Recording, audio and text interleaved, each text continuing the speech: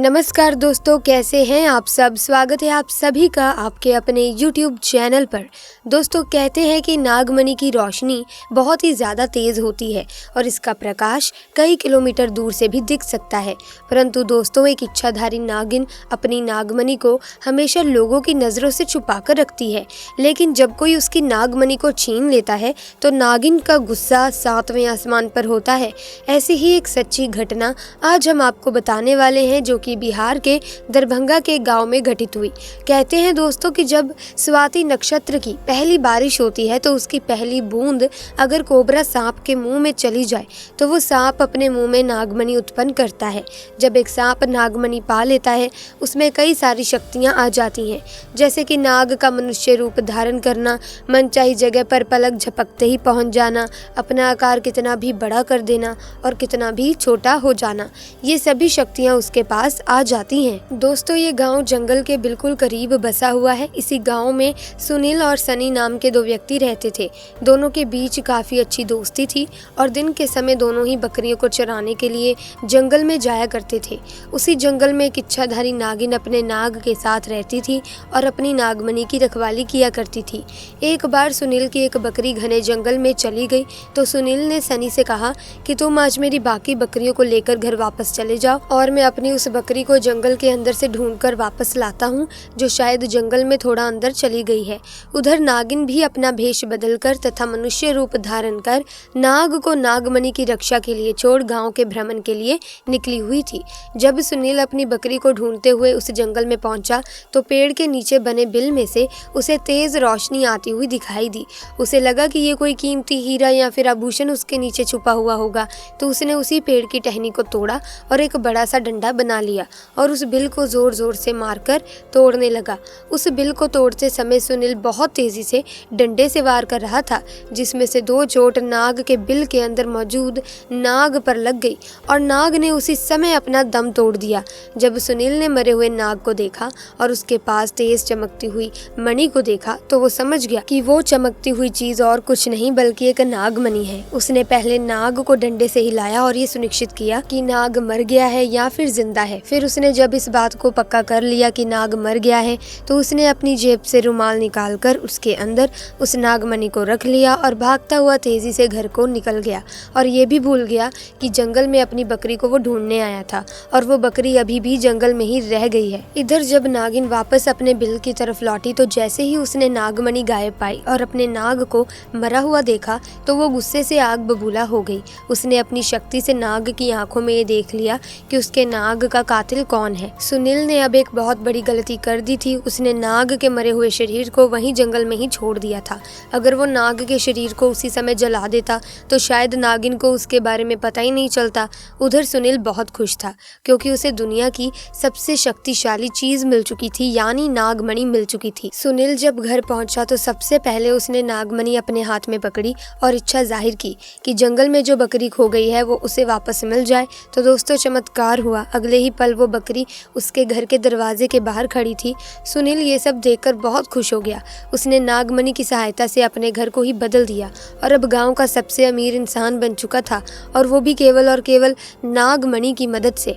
अपने नाग की हत्या का बदला लेने के लिए नागिन आग बबूला हो उठी, परंतु वो विवश थी क्योंकि सुनील के पास नागमणि थी और वो तब तक सुनील को नुकसान नहीं पहुंचा सकती थी जब तक उसके पास वो नागमणि मौजूद है। दोस्तों, कहते हैं कि इच्छाधारी नागिन बगैर नागमणि के भी कोई भी रूप धारण कर सकती है।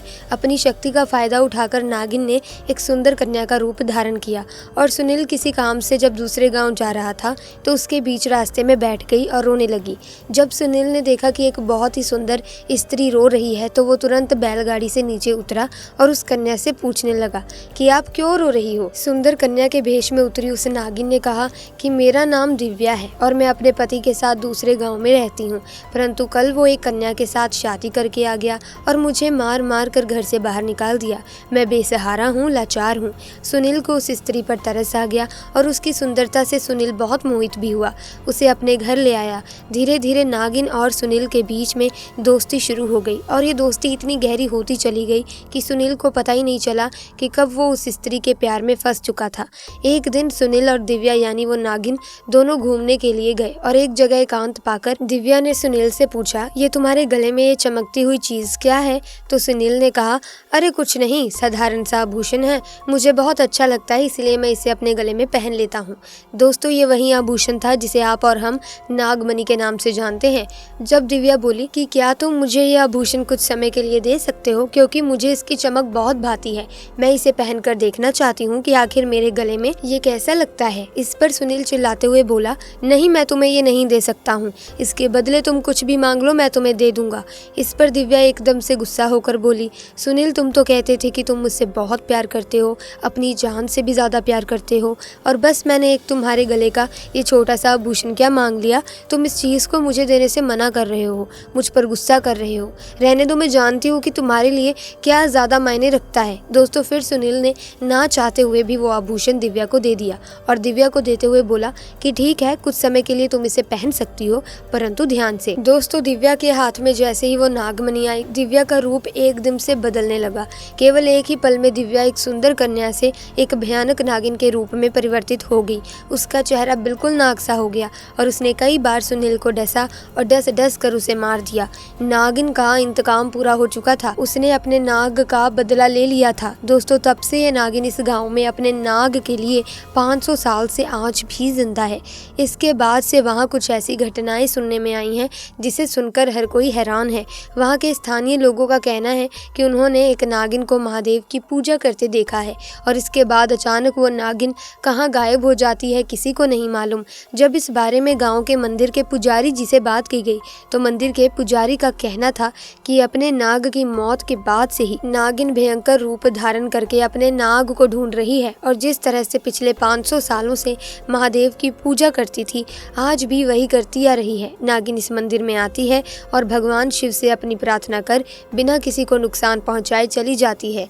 आज भी लोग कहते हैं कि तकरीबन 500 साल से ये नागिन इस मंदिर में आ रही है। तो दोस्तों कभी भी एक नागिन को मारना नहीं चाहिए और साथ ही नागिन की नागमणि को तो भूलकर भी छूना नहीं चाहिए, अन्यथा वो नागिन 7 जन्मों तक व्यक्ति का पीछा नहीं छोड़ती। ऐसे में दोस्तों नागिन से जितना बचा जा सके उतना बचे। ऐसे में आपको बताते चले कि ये जो नागिन होते हैं ये महादेव शिव के भक्त होते हैं, महादेव शिव को ही अपना आराध्य मानते हैं। ऐसे में हमारा ये कर्तव्य है कि जिस प्रकार हम महादेव शिव की पूजा करते हैं, उनकी आराधना करते हैं, ठीक उसी प्रकार हम इन इच्छाधारी नागिन की भी पूजा करें, ना कि इन्हें मारे, ना कि इन्हें नुकसान पहुंचाएं। क्योंकि दोस्तों नागिन को मारने से या फिर किसी भी साधारण सांप को मारने से काल सर्प दोष नामक दोष जो होता है वो कुंडली में लग जाता है। इस दोष के कारण व्यक्ति के जीवन में कई प्रकार की बाधाएं, मुश्किलें निर्माण होनी शुरू हो जाती हैं। सफलता की ओर वो कदम नहीं बढ़ा पाता, जीवन में कुछ भी वो हासिल नहीं कर पाता। तो ऐसे में इन नागिन को नुकसान ना पहुंचाएं। तो दोस्तों आज की वीडियो में बस इतना ही।